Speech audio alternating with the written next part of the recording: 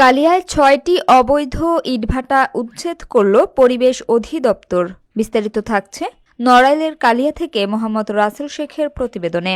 নড়াইলের কালিয়া উপজেলায় অবৈধভাবে পরিচালিত ৬টি ইটভাটা অভিযান চালিয়ে গুড়িয়ে দিয়েছে পরিবেশ অধিদপ্তর। এ সময় ইটভাটার চিমনি, কিলন এবং সমস্ত কাঁচা ইট ভেঙে ফায়ার সার্ভিসের সহায়তায় পানি ঢেলে ভাটার আগুন নিভিয়ে কার্যক্রম সম্পূর্ণভাবে বন্ধ করে দেয়া হয়।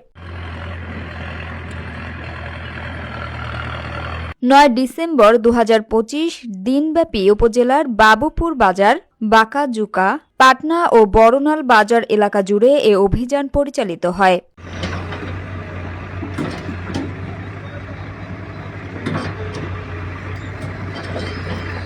অভিযানটি পরিচালনা করেন পরিবেশ অধিদপ্তর খুলনা বিভাগীয় কার্যালয়ের নির্বাহী ম্যাজিস্ট্রেট মমতাজ বেগম।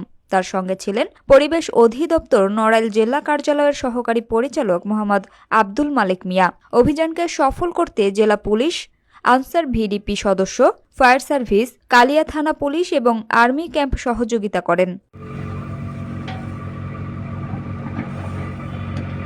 পরিবেশ অধিদপ্তরের সূত্রে জানা গেছে, সনাতন পদ্ধতির ড্রাম চিমনি ব্যবহার করায় Messrs BBC bricks, Messrs SSB bricks, Messrs stone bricks, Messrs Chowdhury bricks ও মেসার্স আরবিআই ব্রিক্স এই ৫টি ইটভাটা এবং জিগজ্যাগ পদ্ধতির মেসার্স এসএমবি ব্রিক্স সহ মোট ৬টি ইটভাটার চিমনি, কিলন ও কাঁচা ইট ভেঙে কার্যক্রম বন্ধ করে দেয়া হয়েছে।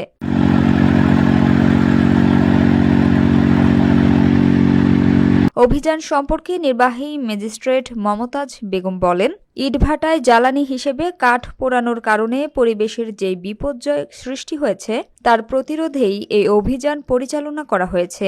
অবৈধ ইটভাটার বিরুদ্ধে আমাদের অভিযান অব্যাহত থাকবে।